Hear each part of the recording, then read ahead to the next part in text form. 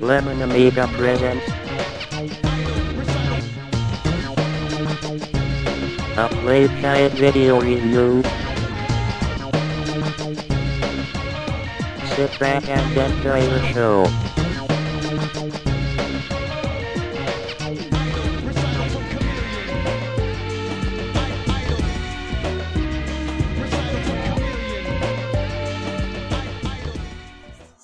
Hey there, welcome to another Lemon Amiga Playguide and review. This time we'll be checking out Worthy, developed by Pixelglass and published by AmigaNet PL in 2018.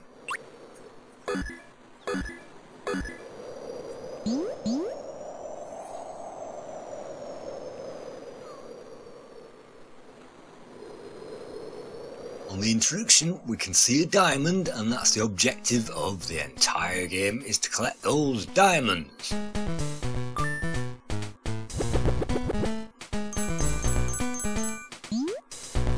Worthy begins with a Worthy title screen with something that looks like a chocolate block in the background. From here we can check out those credits, and so deliriously we get to those credits. The design is by Tsak, the code is by Alpine 9000, and the graphics are by Tsak, the music is by JMD, and hopefully we'll be getting on to all of those names a little bit later on.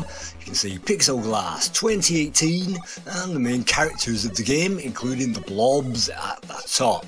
So this gives us an idea of what the game is about. No, it's nothing to do with chocolate. From here we can select the level, more on that later on. We can see the score as well, but let's just click on start, and that will hopefully start up a brand new game.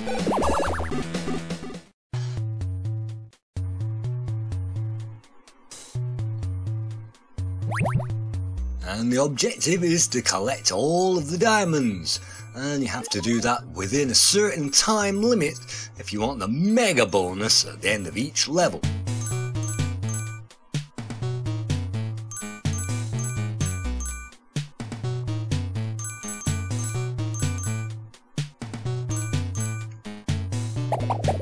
Once you've collected all of the diamonds, that means you can progress to the end of it, where you'll be awarded lots of different things. You can see that we've been awarded something, and the bottles, the green bottles, you can see are actually extra lives. So we have 4 extra lives at the moment, and I'm not sure if that means 4 altogether or 3 plus 1, but we've got those.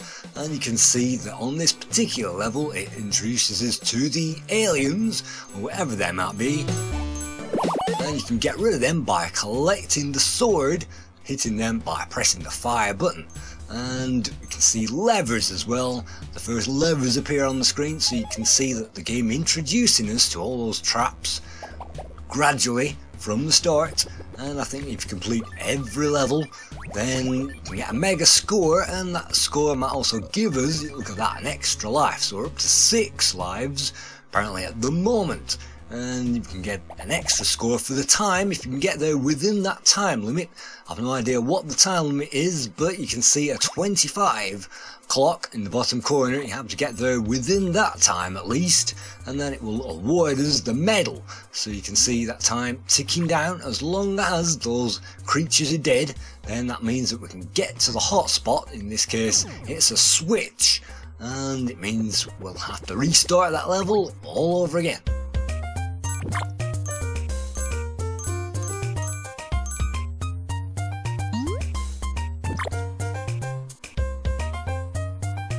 You might notice some enemies are asleep on the level, and you can take advantage of that.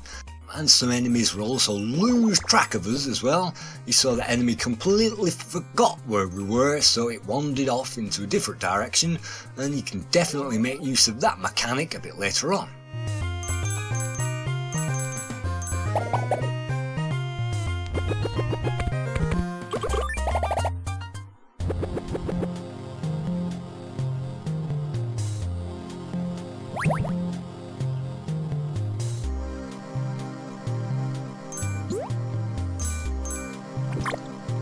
Now we'll have to time things and lure things out so that we can get to other things, and you'll have to prioritise yourself in order to get everything done in the right order.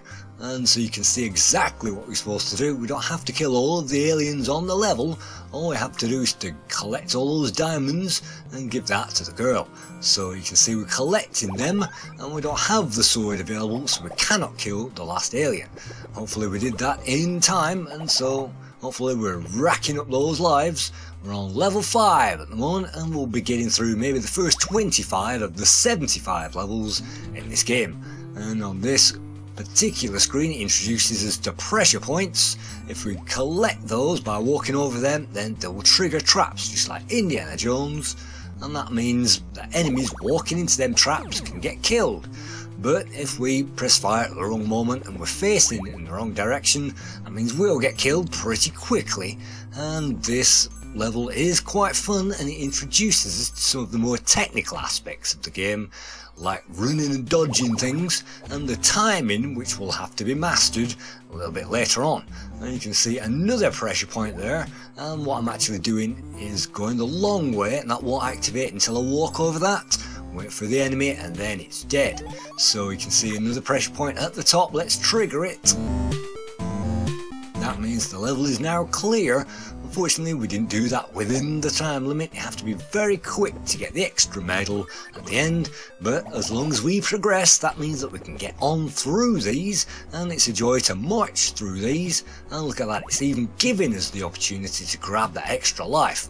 So let's time it with the spikes, and timing must be observed, and if we run out at the right moment, the enemy will be attracted to us, follow us, and so we can collect that and get all of the spikes in time. That leaves us plenty of time to collect all of these diamonds, and we'll have to wait around for this one anyway to judge that and then run out. And I think if you collect those in the right order, then you won't get killed, and so we can rush through it. So you can see this game, even at this early stage, you can rush through these levels if you know what to do, and novices will be rewarded by figuring these things out. And line of sight is very important, because if those enemies don't see us, it means that they will not follow us around the map. So if we can get on the other side of the enemy, in the blind side, it should mean, if I remember to pull that switch, it should mean that we can get to those diamonds without being seen. And that's very important, because getting to diamonds without being seen in this game is one of the most important things, because it means that we don't get hit. It's a one-hit kill, so one-shot death, and unfortunately we don't have any energy. If that enemy is going to kill us, then that means virtually I'll have to restart the level. Luckily it gives us plenty of lives, and it gives us a nice jingle once we collect all of the diamonds that we need to complete the quota.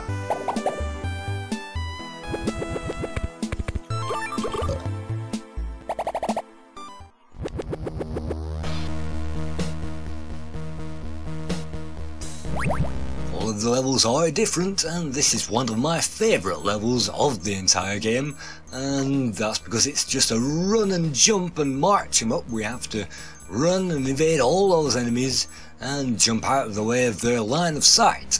Having done that, we can run all the way back to the start, and figuring these things out isn't easy, but it's very rewarding once you've done that. And look at that, what we're actually doing is putting that into the mix with the other guys, and that allows us to go back and collect those diamonds. And if you get a line of sight, look at that, the enemy chasing us all around. What can we do? Well, we can keep on running all around that level. The time limit is really tight on most levels, and I think I've already wasted the chance to get this one, but it's marching on down there. It's usually a joy to get through this first time. And what do? Well, let's flick that switch, which reveals that other switch, and you can see the enemies bumping into each other as well, and it's a fantastic soundtrack that I'm talking over at the moment.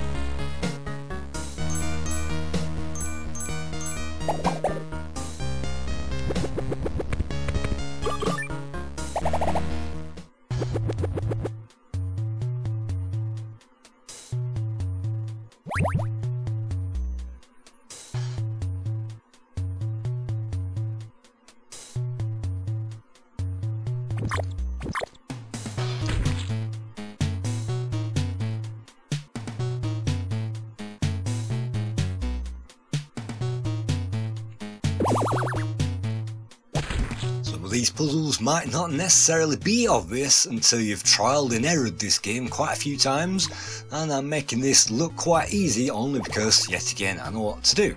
And those guys that play games and make them look hard, it's simply because they don't know what they're doing, and if they'd mastered these games, then they should be able to romp through the levels without pausing, collect all those diamonds in the right order, and get the mega bonus at the end.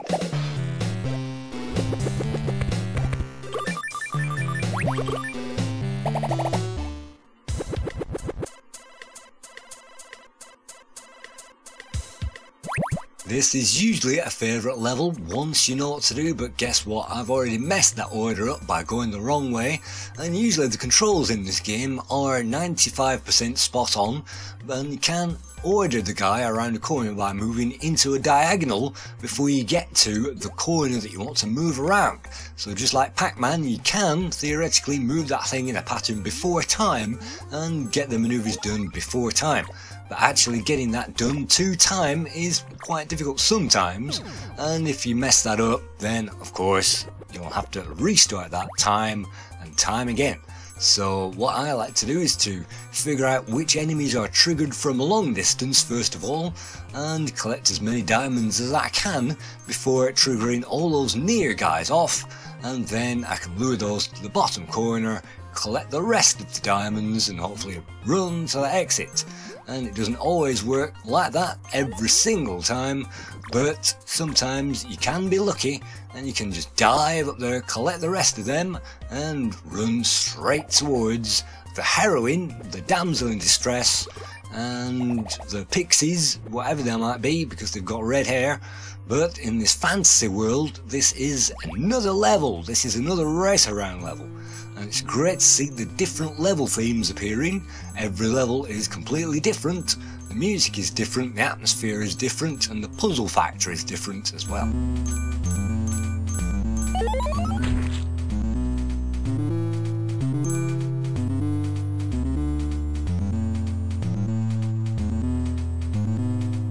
Of course, you have to be really quick to collect all of those diamonds and run around those corners as quickly and preemptively as possible.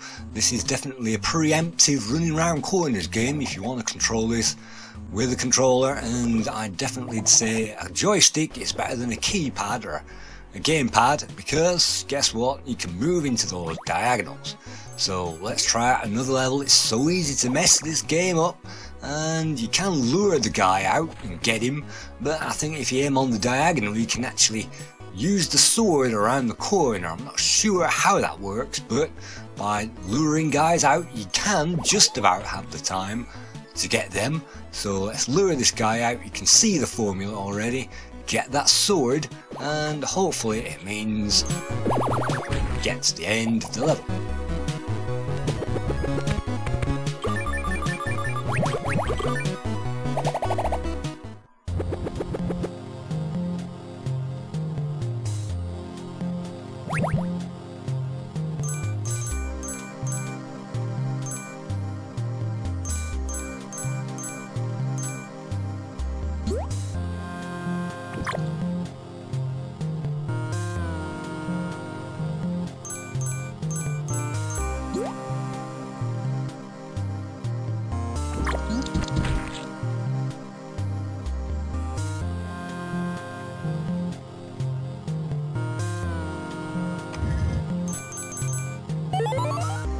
This particular level is the art of luring guys around it, and if I was fast I could have got those extra diamonds, look back for those swords, but I wasn't fast enough.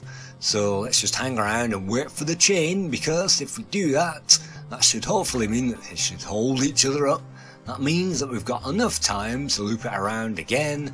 We've got no time remaining, but we've got all the time in the world now to get those swords, and hopefully, yes, if you press fire by mistake, you won't waste that sword power.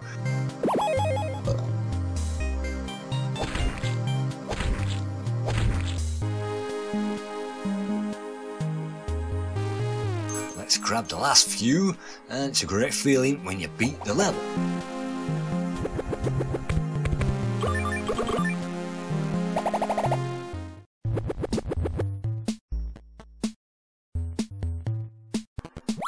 Level 14 is the barrier between the very easy levels and the harder levels, and occasionally it throws in a really hard level just to shake things up and to make you stuck.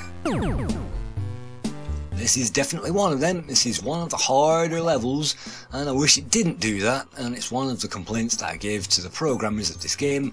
Why do you have to throw these extra hard levels in just while we're having fun? And it slows the action down and slows the gameplay down and slows down the respect for this game. And what should be a quite easy level turns out to be very difficult, because just like the previous one you have to get them in a chain, but unlike the previous one you have to hide behind corners so that you don't get seen by more than one of them, because you've only got one sword. You can use that sword against that one. Having dispatched that one, you then have to evade all the others again, and you have to lure another one out and get that one into the chain, and then that reveals the 3 swords. And if you're not quick enough to lure that guy out and get him in the chain, then that's a wasted opportunity. So those guys will cut across ground and track us down. So we now have one chance now, which it looks like a botched. We have one chance now to evade the enemies. Let's see if we can do that. Run in, grab those 3 swords, and you might see that we're on 2 lives. It's because I had to play this level 3 times already, and I've cut out some of the mistakes that I made on this playthrough.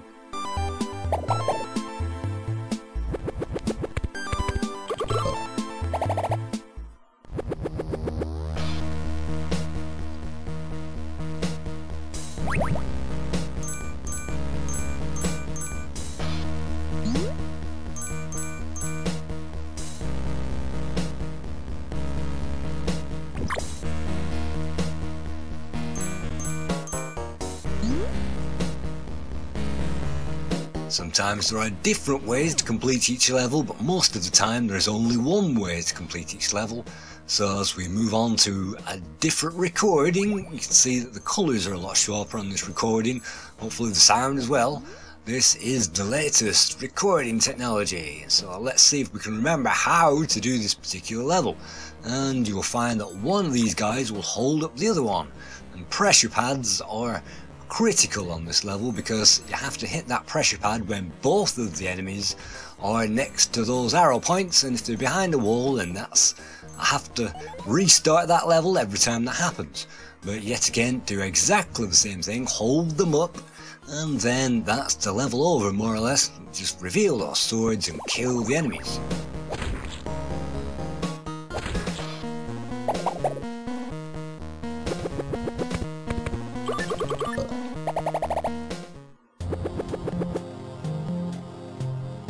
And if you can see lives diving down from 4 to 1, it means basically I've cut out all of the mistakes that I made on these levels to get through this review. Because trial and error is the name of this game, and a bit like Lemmings, you have to get through those levels, understand them, and then try to get through them as best as possible.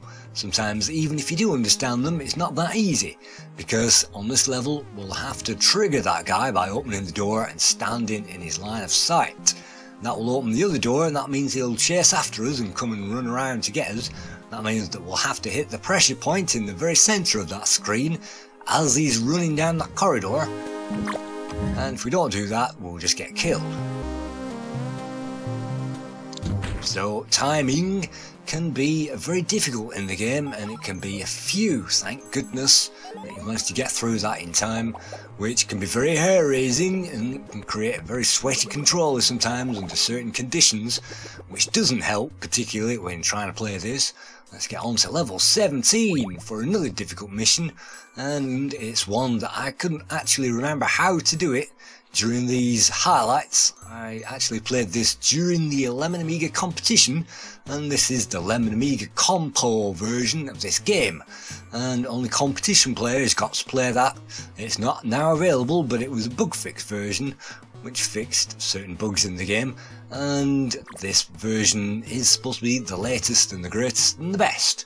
So you can see I completely messed that up by not remembering how I used to complete this level, because those tries before were recorded during the compo as a warm-up try, and these ones that you can see with the darker colours, they were recorded live last week.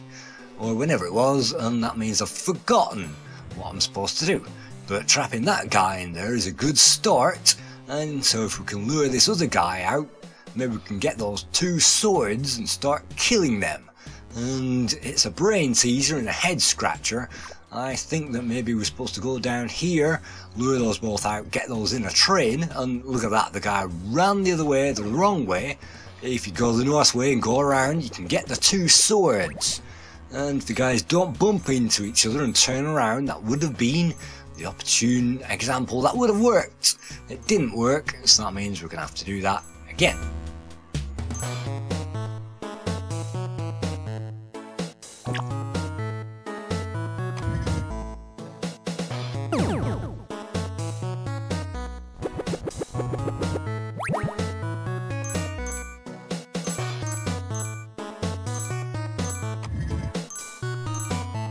It was designed and coded by Alex Brown, who you might remember coded Blocky Skies in 2016, and he also helped with Else We Get Mad with Amiga Wave in 2017. And the design and the code is immaculate. You can definitely tell that this is a polished game. The graphics and some of the level design was also created by John Sakiris, and John Sakiris also helped convert Time Gal in 2017. He helped with the graphics of Great Gianna Sisters SE in 2016, and he also helped with conversion of Road Avenger in 2018.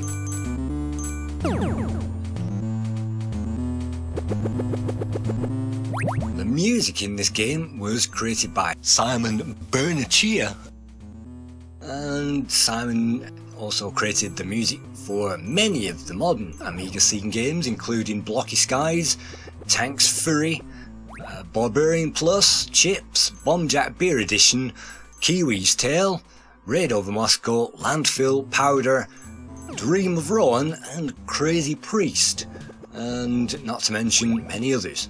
So between the lot of them, they managed to publish many of the games, and this was published by Amiga Net PL, which is apparently Polish, not quite sure, but they also published Tanks Fury, Solid Gold, Pong 4K, Bridge Strike, and Lumberjack Reloaded.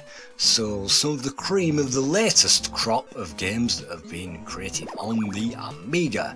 So you can see we've still got stuck on level 18.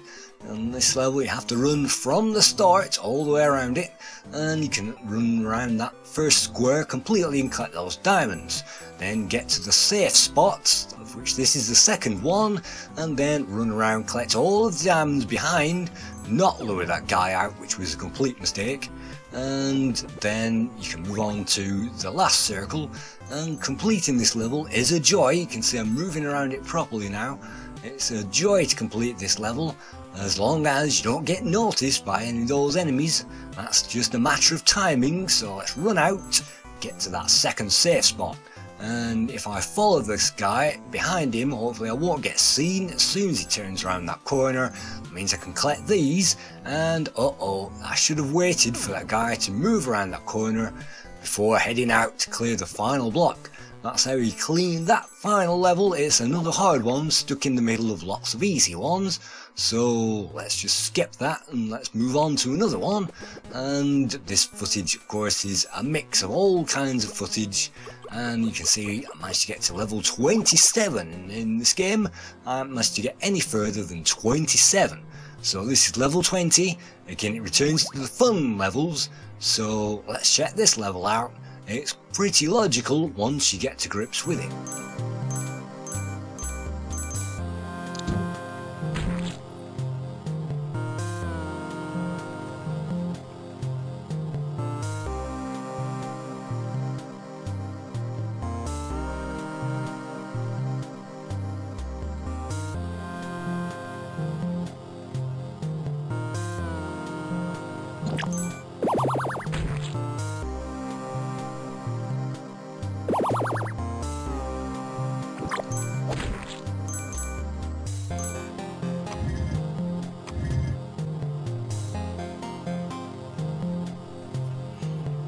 see we've got another trap on the side of the wall, the left wall, and that can only hit one guy, so let's move to the bottom, trigger him, get rid of that, and now that means that we've got some more levers to push, hopefully, and you can see, well, that opens this area.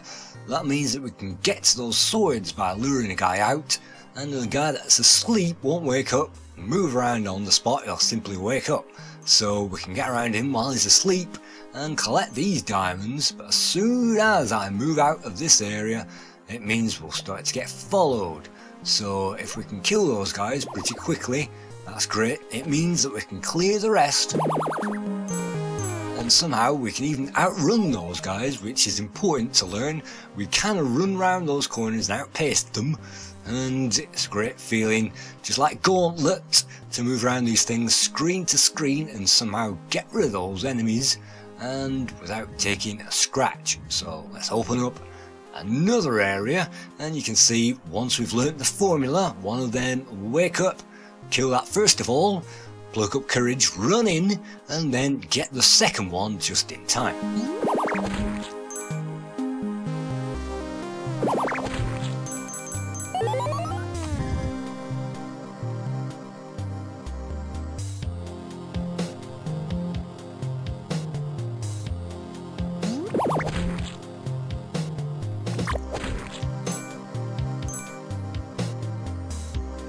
Believe me, that's some of the easiest timing that you'll learn in this game, and you'll definitely learn harder timing a bit later on, but now we just have to open up the final couple of doors and get out, and it's great that the time limit disappears and doesn't matter.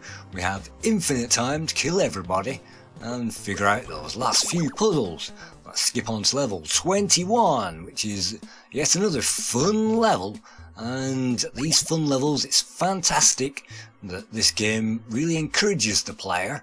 Every opportunity in this level, all you have to do is to avoid the spit coming out of these aliens, and of course this is a brand new enemy, so the game introducing us to enemy types. It won't chase after us, and as long as we don't touch its projectile spit, then we should be safe.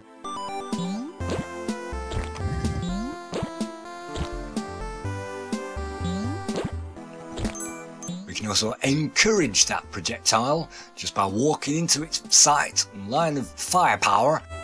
So as long as we run out very quickly and we avoid its line of sight, well, we could have done it there. Let's move around, let's do it again. And now, as long as we get those swords, it should mean, well, as long as we stay out of its line of sight, that is, it should mean that we can complete that level.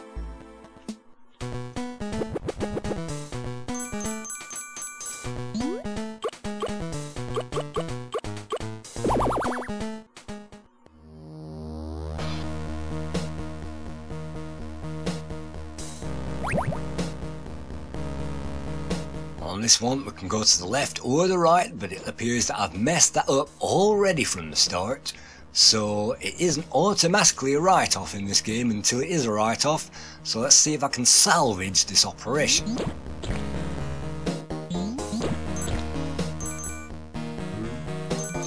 Just get him, will you? Just get him. And then run up, trigger it off again, and then avoid it. Run. And then do it again. Do it again. Come on. Run. Okay. Do it again. Around. Do it again. Okay. Come back. Lure it around. Bam. Again, right, got it. Bam!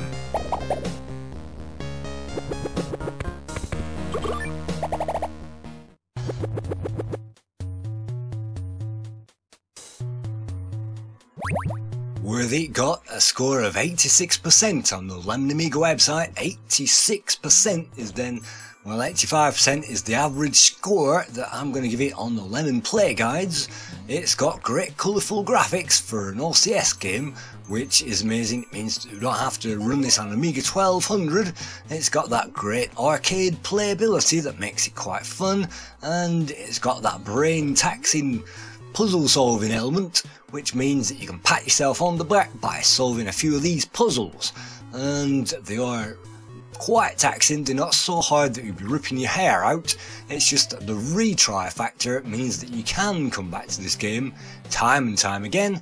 The ADF, or the save, will be saved onto the disc, so if you get far it will save your level progress, so you can no longer have to type passwords in. Yes, you can just go to that level from that title screen. And I should have run up and flicked that switch there. I think I've already messed this level up, but what we're going to do is try and get them in another train, and maybe that will hold them up so I can get that switch.